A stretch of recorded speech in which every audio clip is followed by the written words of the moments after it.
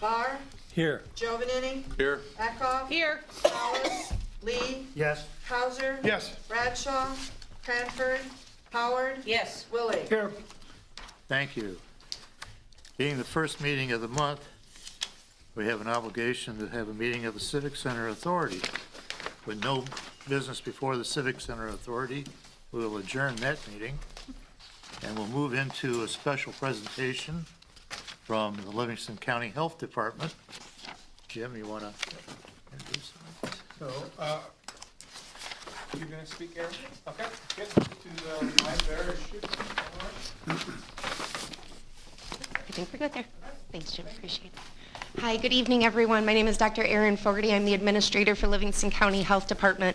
I know we're very short on time, so I'm going to get you to the main event here, which is our Health Education and Marketing Director, Krista Little. Thank you, Erin. Thank you so much for letting us come tonight. When I contacted City Hall, we have received some funding from Livingston County government, and we are out and about trying to spread the word about Narcan. One of our goals tonight is to be able to kind of pick your brain a little bit or ask you later on what other groups in the community would benefit from some of the information that I'm going to share with you tonight. You do in front of you have a large packet. I gave you a little gift from our environmental health program.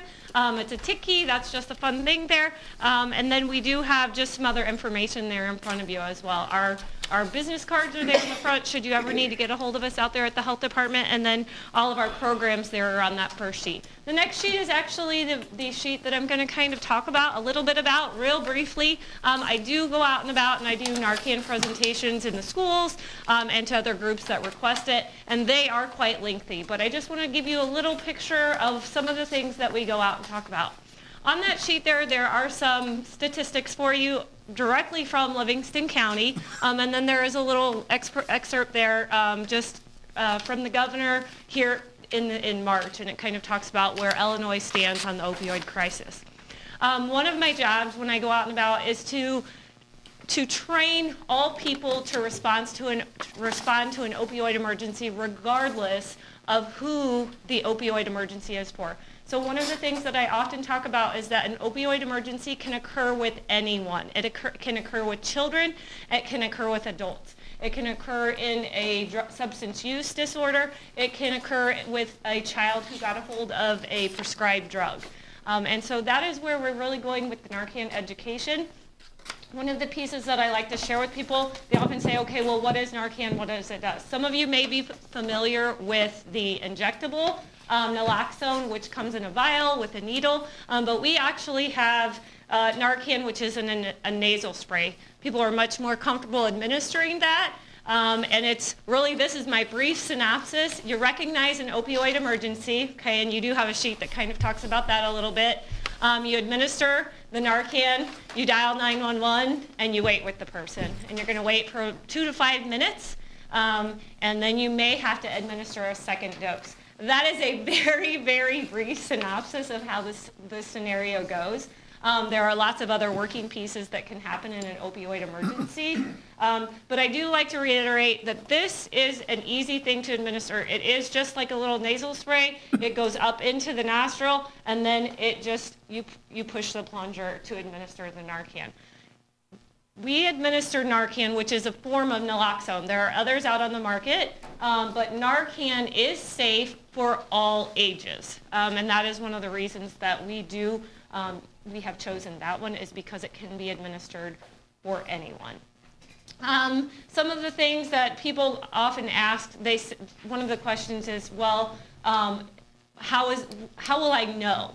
Okay, they're going to hear some gurgling, those types of things going on, and then you're going to roll them to their side and get them into a fetal position, and you're going to know whether they're responding or not in just a few minutes. And again, the box of Narcan comes with 2 doses, so that in an emergency you are prepared for that.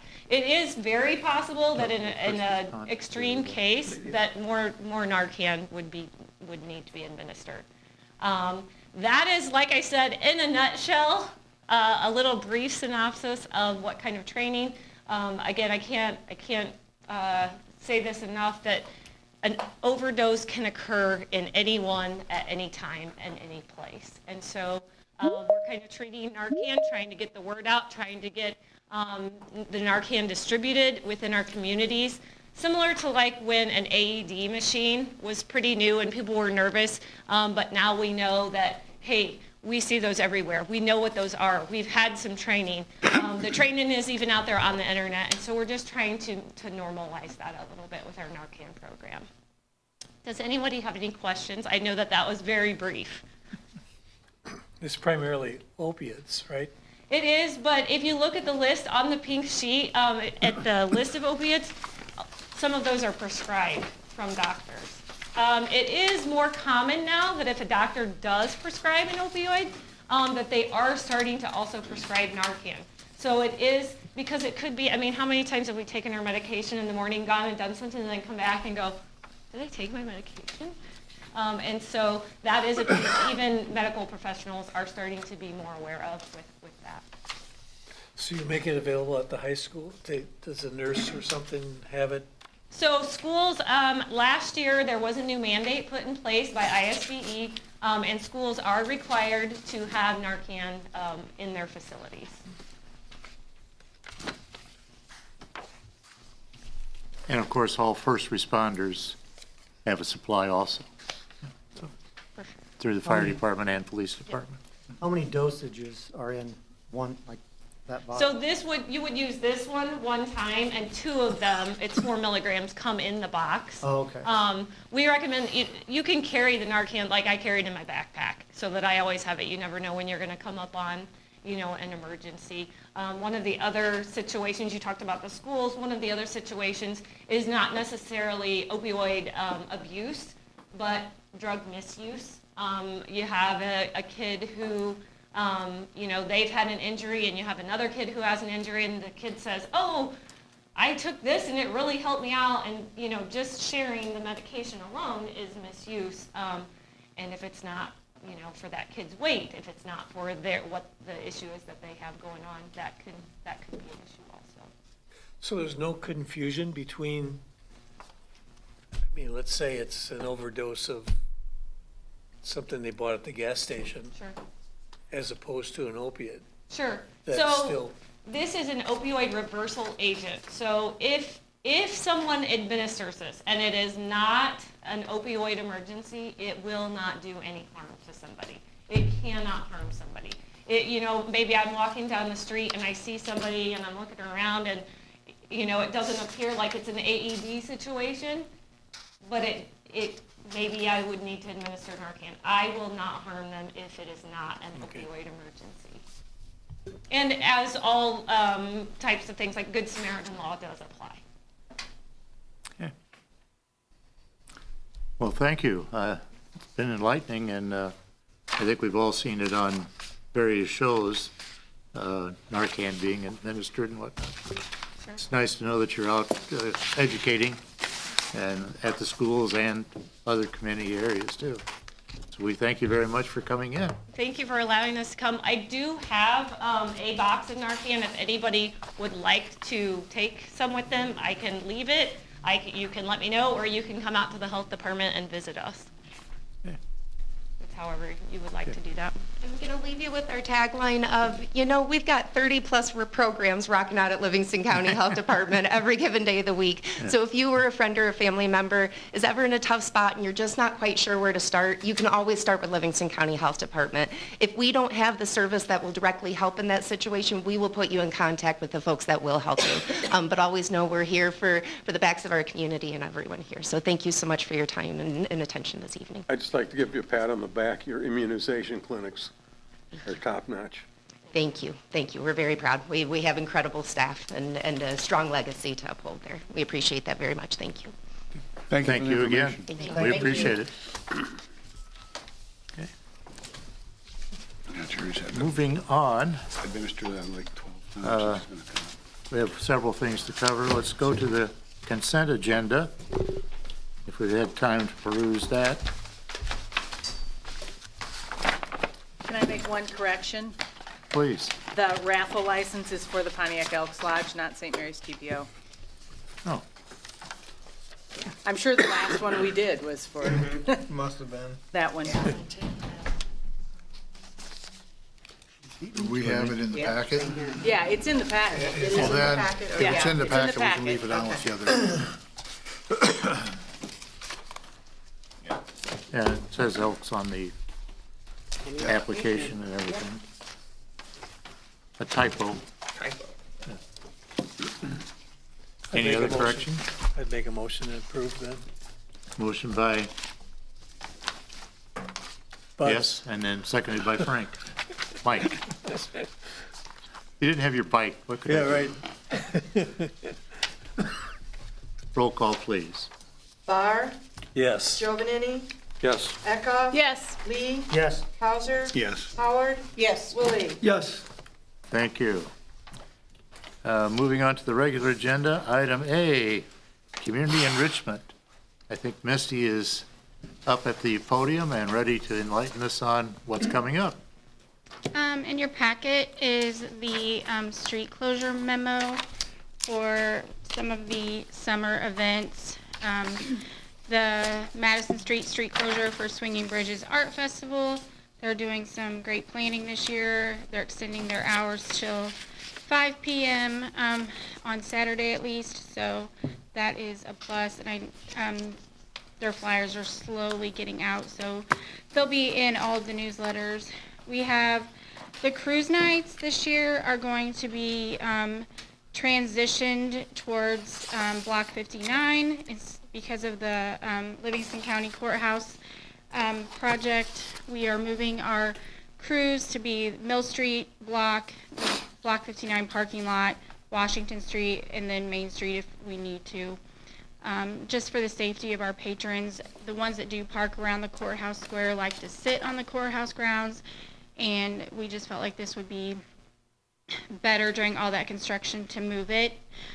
Not a part of this is also the fact that we have moved our farmers market to Block 59 for this season and for sure next season due to the courthouse being under construction. I think we have a really good layout for the farmers market and utilizing Block 59 for all of these events. That I think it'll be stellar to see that green space utilized and busy.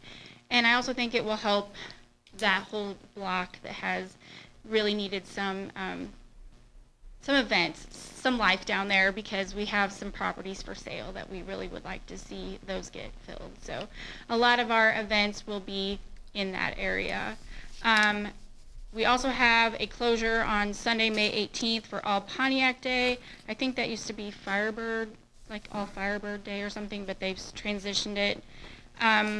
The one June cruise night, we will be asking for the regular street closure blocks all the way down, like in front of Bob and Ringo's and stuff, because we do the Taste of Pontiac, and we're going to do that again this year, so we need all of that space.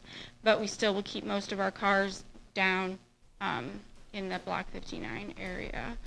I know Liz has talked about the Great Race coming, so the street closure for the Great Race is on here, Monday, June 23rd, and then the street closure for the GTOA All Pontiac Regional Show is on there as well. So there is flyers for all of those things that are in our newsletter, and if anyone wants flyers, I can put them in their mailbox and to be picked up at some point. But the summer looks to be really full. Our cruise nights, we have new hosts this year.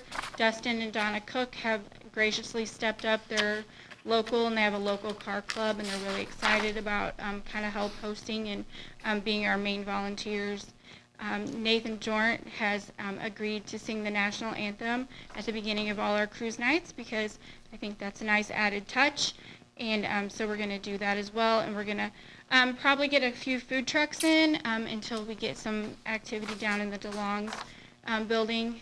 I mean, that was always full, and I don't think that even Acres can keep up with the food. So we have at least one, and I think we might have a second one that will come and park down by the DeLong's outdoor seating area. So our DJ is lined up for our cruise nights, and a lot of good outdoor activity. I think everyone's looking forward to all that we've got going on.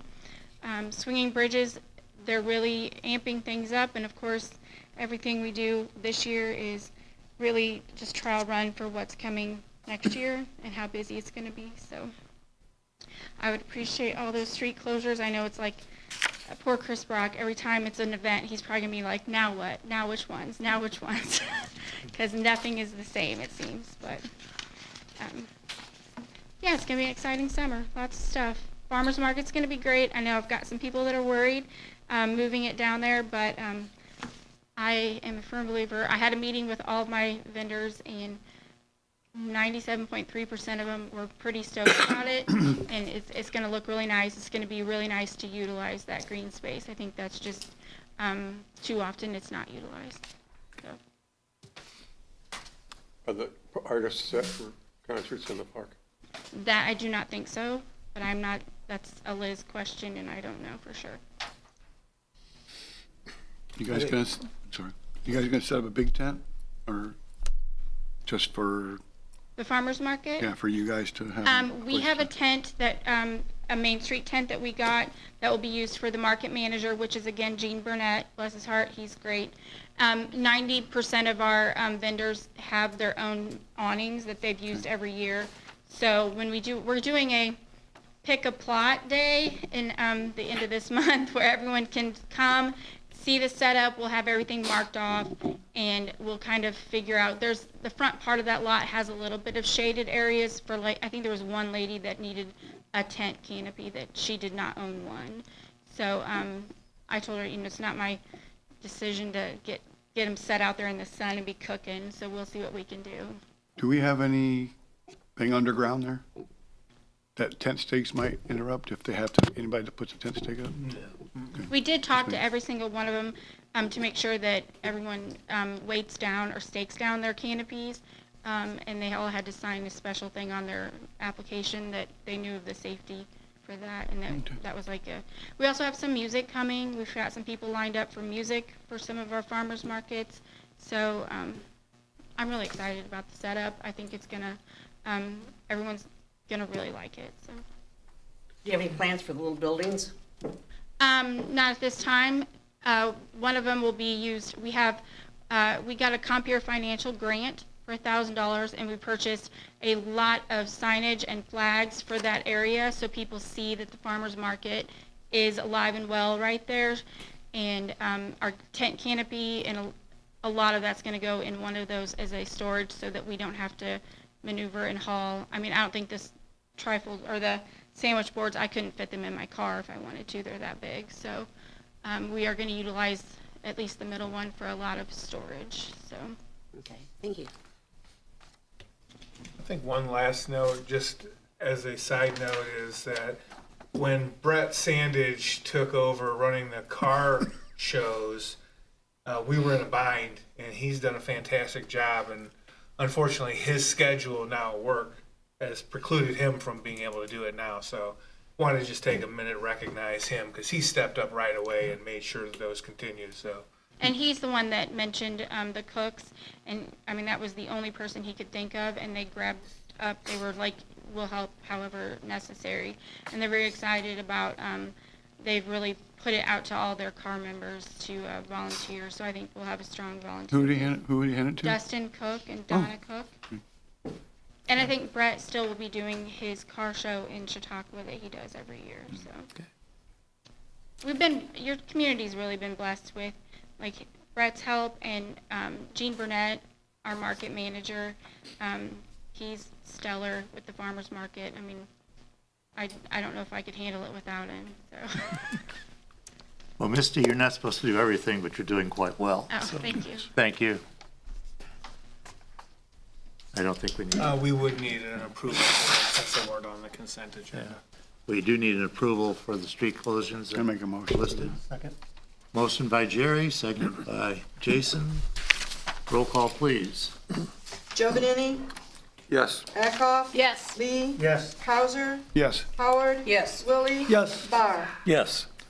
Thank you. Moving on, item B, Farnsworth Amendment for the substation agreement. Yeah, so this goes back to when we discussed the move from bid build to, or design build to design bid build. And one of the requirements from USDA was also that our architect had to have oversight of the project as well. So we went back to Farnsworth and they put together a project services agreement. They estimated with the work to be done that it would cost between $20,000 and $30,000. I would estimate that with the design build, we would have paid all of that to the architect of the build company anyway. So I don't think we're going to really actually incur more expense on this, but this then will allow us to move a little bit quicker with USDA. Farnsworth will provide project management, the bidding assistance, and then the construction administration on the project. So that they estimate the project shouldn't take more than 12 months, but the caveat is when it starts. I would recommend that we, as we're moving to this design bid build, that we accept the Farnsworth amendment to our project service agreement. I had a question. I know that this is more or less a standard form, I assume, and I know that they're going to be, on site a lot more than likely. But the construction administration at scope of work, letter A, attend one in-person pre-construction meeting seems like a little slim. I thought maybe they would be like 3, like 1 preliminary, 1 make sure, and then like 1 the day they start, that kind of a thing. But it doesn't really say that. Well, I'm pretty sure the way it's worded is that they're going to do what they need to do with the number of meetings they're going to have, depending on the contractor and the process. That's why it's time and materials. Yeah. So I'm sure it's going to depend on how things go. I just wondered if that was just a standard kind of thing, and they typically overlook it anyway. And in some of the other ones that we've done recently, they'll have that in-person pre-construction meeting, and then that will also allow any questions during that, before the bid comes, they can contact Farnsworth directly to have those answered. yeah. Have they completed the soil testing out there? We did get the environmentals back, yes. I believe they're fully completed, the environmentals, so I think really we're just waiting now on this to be approved, to get this to USDA, and for them to tell us to go ahead and start the bid. But I've thought that before. Another step in getting the process rolling, in other words. Right. So we need a motion to I'll make approve. a motion for approval. Motion by John Willie, seconded by Jason. Roll call, please.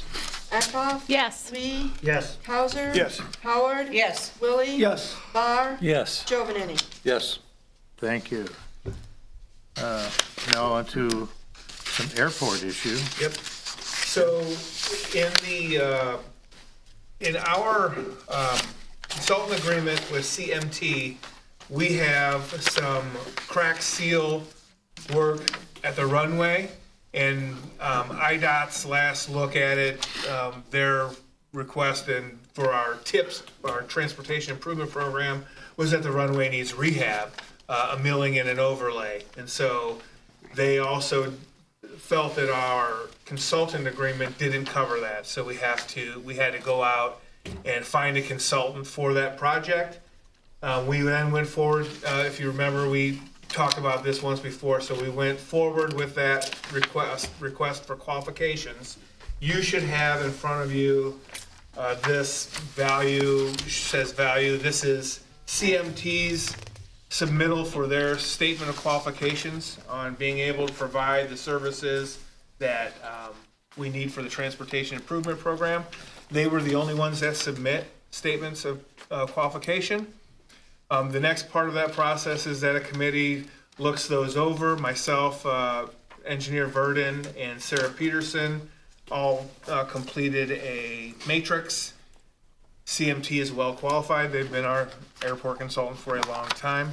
And so it would be our recommendation that the city select CMT as our airport consultant for architecture and engineering for the runway rehab project, which also includes the replacement of the lighting in the runway. Am I correct in remembering that they're paying like 95% of the Yes, cost of that's this? correct. Yeah, they Okay. changed it a year ago to where our part is 5%, the state's part is 5%. That's what I thought. Okay. And this one hasn't actually been programmed yet, this project. It's just setting it up. So when it does come time for funds from the FAA to be released to the states. Okay. I make a motion to approve this. Second. Okay, motion by Barb, seconded by Jerry. Roll call, please. Lee, Yes. Hauser, Yes. Howard, Yes. Willie, Yes. Barr, Yes. Giovanini, Yes. Eckhoff. Yes. That's where we end it? Yes, I guess it is. Okay. Moving on. On the airport retainer agreement. Yeah, so Keep firing. phase 2 of that is now that we've selected a consultant, we need to enter into agreement with that consultant. And this is our standard airport consultant agreement that we already have with Crawford, Murphy, and Tilly. The only difference between this one and the other one we have is that is for the runway rehab project. So that is on the agreement, that's in the professional services contract under Article 1, 1, and 2. They'll provide consultation, architect and engineering for rehabilitate the runway, pavement, mill and overlay, and rehabilitate the lighting, removing the existing lighting and installing LEDs. And so that retainer agreement then is subject to when the project actually gets programmed, then the actual cost of this is then determined at that point in time. So we don't really have anything that says how much the architecture and engineering is going to cost us at this time. It has to get programmed first. And that has not happened. So what we're doing then is just entering into the professional services contract for them to be our architect and engineering for those 2 specific projects. And this money comes out of the airport funds, which is Right. So you need a motion? a nice yes. supply. I'll make that motion. Motion by Jerry, I'll second it. seconded by Frank Giovanini. Roll call, please. Hauser, Yes. Howard, Yes. Willie, Yes. Barr, Yes. Giovanini, Yes. Eckhoff. Yes. Lee. Yes. Okay, thank you. Moving on, committee report on the special housing study. Mike, you ran the meeting. Kelly's here to back you up, so take it away. I'm in good hands. The Housing Study Special Committee meeting was held on Tuesday, April 1st.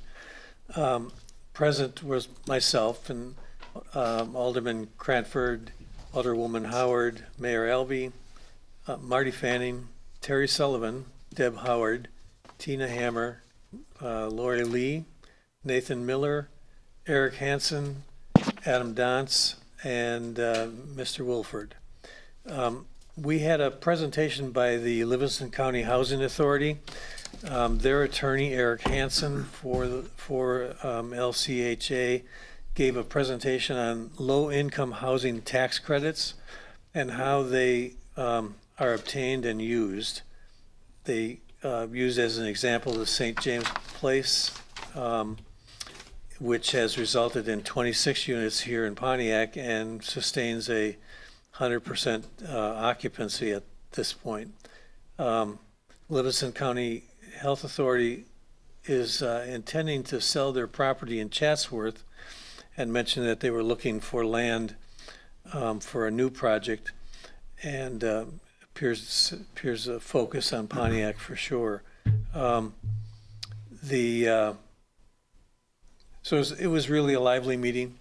We had a lot of discussion and a lot of good ideas, and the concept was pretty unique. Lastly, I gave a slight update on the neighborhood assessment, where we were, and our intention to wrap it up by April 15th. And with our current focus on the remainder of the TIF districts. And I think we made some pretty big project, some pretty big steps since that meeting. So we're on target. Super. What is your end game? When this is all said and done, what's going to be done? The end game is essentially, especially with this neighborhood assessment, we will be locating areas within the community that may qualify for opportunities for rehab, such as siding, roofing, other opportunities for housing development in areas where we may have land opportunities. The end goal is to increase the housing opportunities within the city of Pontiac, and make it possible for the city to find grants and create grants for that end.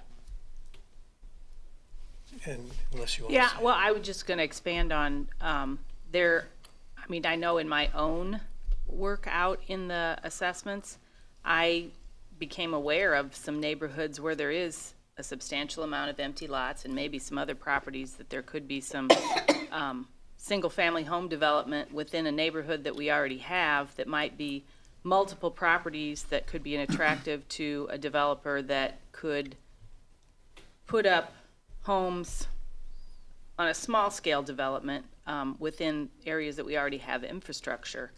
And these grants that could be possibly obtainable through the Illinois Housing Development Authority may be able to help with those projects. The end document we'll receive from them is basically a roadmap for people to be able to use, showing the need that we have here. It's kind of like a housing comprehensive plan, I guess, would be a good way of putting it. So it will identify things, and so if these groups that may be willing to invest in the homes or properties could get some funding to help them. But like Mike said, some of the programs are for already existing homes to be able to make some infrastructure improvements. And if we can group those together, we might be able to help out some folks who already have homes that need some help. Make it more attractive for the developers or And lastly, entrepreneurs to come through. this really is a special committee, and it's exploratory at this point. And our intention is to come to the board, to the council, with an overview of what we've learned and what the possibilities may or may not be, and get a consensus from the council as to. What Do you have any developers who've shown interest? Well, Adam Dance has a few in hand. We haven't had any conversations with developers at this point. We're kind of early in that stage. Yeah, until we get the data, we can't really, we could, but they're going to want more information. So once we get it put together. So when the neighborhood assessment is done, then you'll have the data. After the Illinois Housing, they'll have to put together they'll return a document to us. So how soon after, it may take several months for them to put all their stuff together. Well, this is all in conjunction working with the state of Illinois and Livingston County Housing Authority to make a better plan so that when we move forward, we'll have more of a game plan than this block or that block. We'll be able to atmosphere everything. Yeah, the goal really ultimately is that we've addressed things ahead of time to where if we are able to encourage development, we don't have to start at square one on zoning, on what that means above commercial, what's available in a TIF district per se, and what kind of grant opportunities might be out there that will, at least we've addressed those issues ahead of time. So basically, the committee is working and they're doing well, and they're bringing in all factions. So this is just kind of an update right now, so we all know what's going on. Okay. Nothing else, we can move on to the water treatment plant has need of a vehicle purchase. And I think Brad, who took right after Jake, wants to talk to us about money.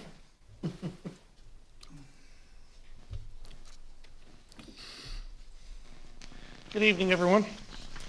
In your packet, you'll find a memo that I submitted with the packet, as well as 2 quotes for a vehicle purchase for 2024, a new 2024 F-250 XL. One is from Heller here in town, and one is from the state bid that we have previously used before on vehicle purchases. We went the state bid route first because that's typically used, and what we found was an equivalent truck, and in this case, actually a little bit more truck. We can save a little bit of money and somewhat buy it local. The reason behind this purchase is we currently have a 2001 GMC Sierra that's been with us for quite a while. It was bought new by the city, and it has been used in the past 10 years as our maintenance vehicle, or one of them. This is a half-ton single cab. The tools and equipment that we currently carry around the plant and take to different shops to be repaired, it can no longer hold.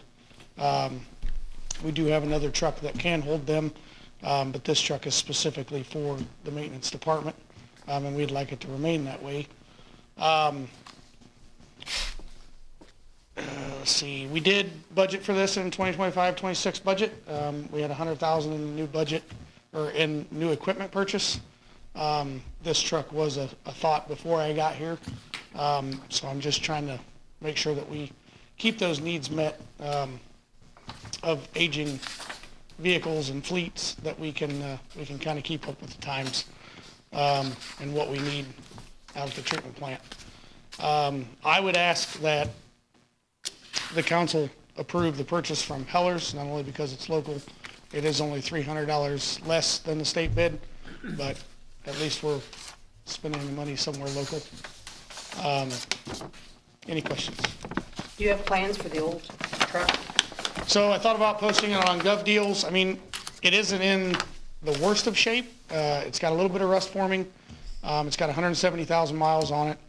It has had some engine work done, I believe, 3 or 4 years ago, and it's had some transmission work done, I believe, at the same time.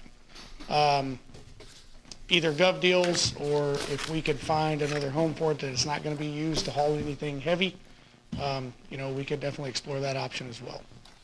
And I could leave that, either you want me to post it on Gov Deals or try to find another department that could use it first. No, I just wonder if maybe it could be used otherwise in the city. My first thought was golf course. They might be able to use it if they're not.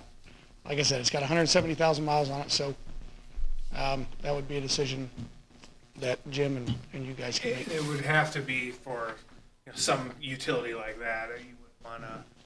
Maybe Chris's department? Huh? Like maybe Chris's department? Yeah.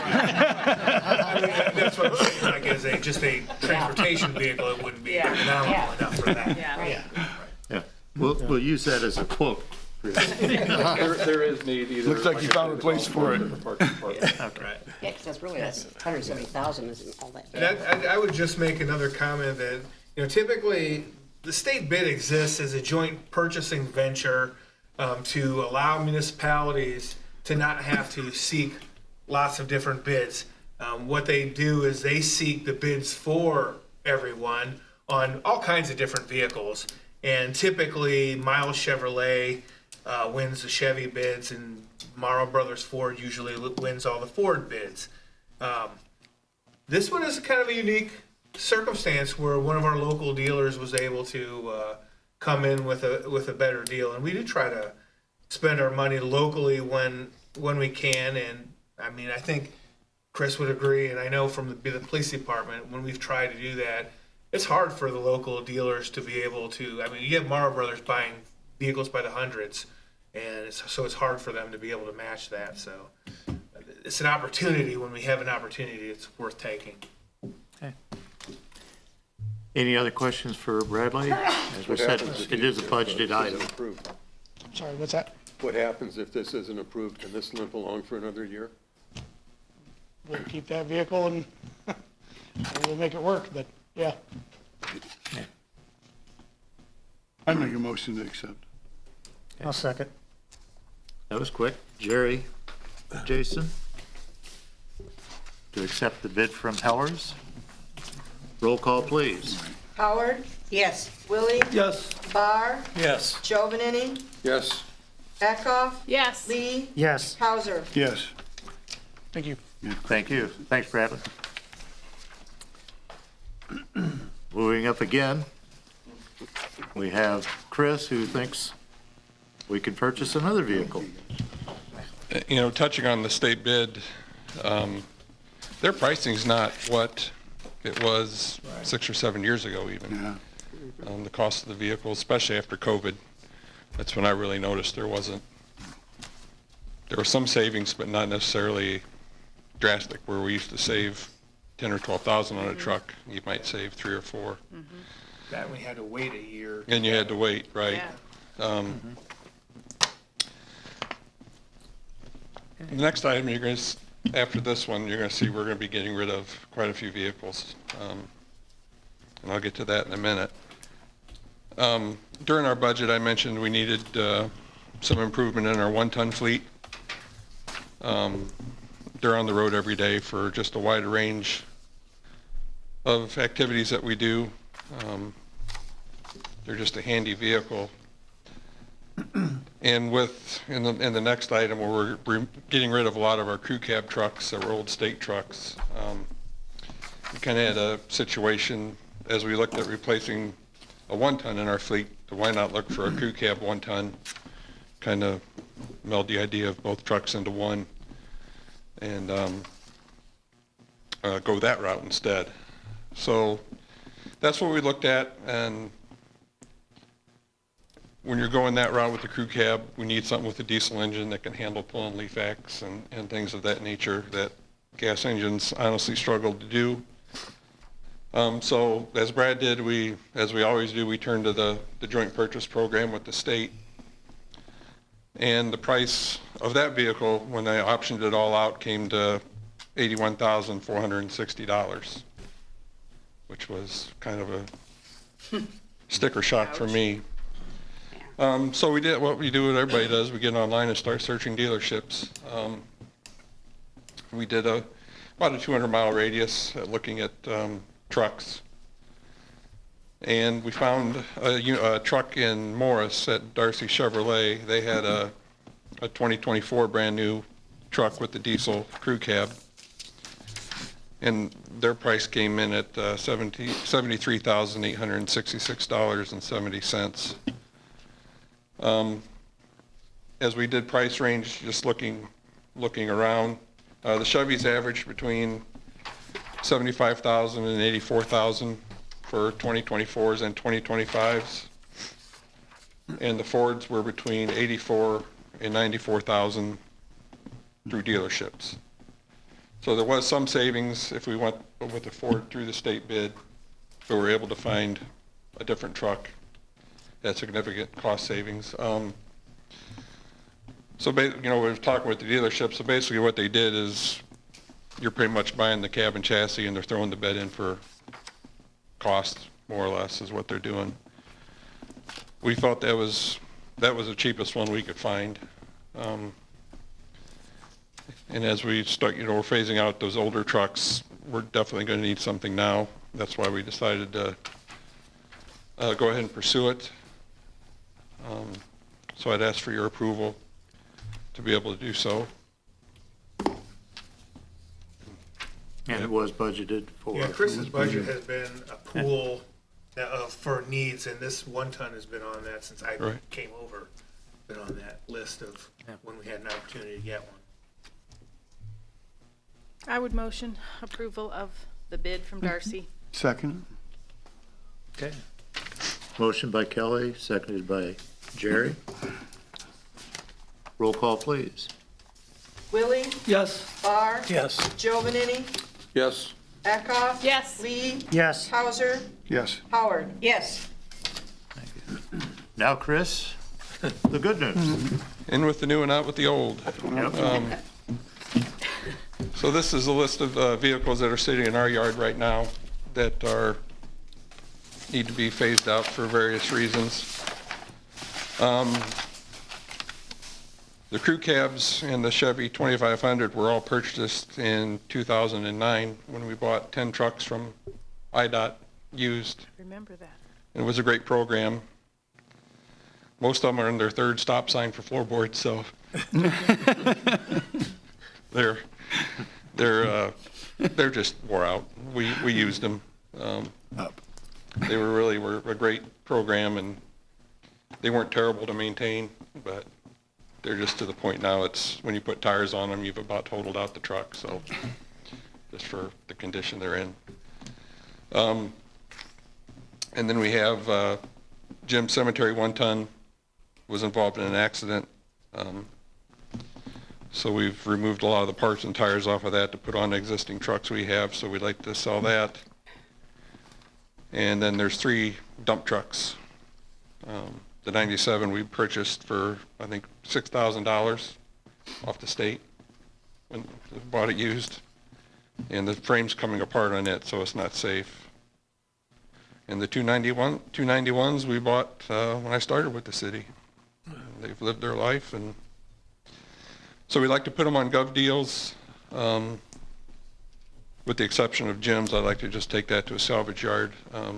But try it on gov deals and see what happens, and if they don't move, scrap them out, basically. So we're looking for permission to do that. I move to approve. I'll second. Okay. Moved by Barb, seconded by Jason, to dispose of the vehicles. Roll call, please. Barr, Yes. Giovanini, Yes. Eckhoff. Yes. Lee. Yes. Causer. Yes. Howard. Yes. Willie. Yes. Thank you. Now, does this include the vehicle you're getting from Bradley? If that's the avenue we want to take, we can put that on. So you know it's open right now. Okay. 2011's like new for us, so. That's true. Okay. Thanks again, Chris. And I don't think Kurt's buying any more vehicles, so we can't offer them to him. Thank you. Thanks, Chris. Chris is taking Okay. taking the other vehicle. Moving on, we do have need for executive session when we get done tonight, so moving along, I had a bit of news. I talked with Bill Callis today, and likelihood that he will be going home tomorrow. Yay. He thought that was very likely. Of course, that's what led to some of his problems. He left early before, but he's doing much better and feeling good. And so he's optimistic that tomorrow he'll be home if you have an opportunity to give him a call or stop by.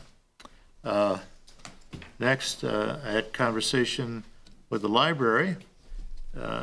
Next week, or actually this week, is National Library Week. And they have some exhibitions and shows that they're going to be doing all week long. And as they did with the railroad program, they've been drawing in nice crowds to all of their events. So if we have an opportunity, we should take advantage and stop by and wish them well. The only other thing is I got a call from the golf course, Oaks at River's Edge, that they're going to have hot dogs and refreshments Saturday, kind of a kickoff to the season in a way, but they're looking to, sign up members and do many other things too. So if we have an opportunity to stop out and say hi to the folks out there, would always be good. Other than that, I think city council comments would be in order. If not, then administrator comments. I have nothing. Just a second, I'm gonna have to wake up. Okay. Okay, public comments. Any comments from the public? No public comments. Okay. That's kind of unusual too. So with that, we will actually, Did have one thing. oh, excuse me. We do have a need for Infrastructure Committee and Finance Committee.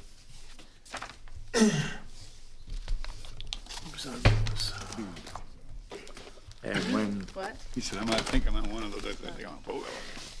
what are we looking at there? No, I'm not.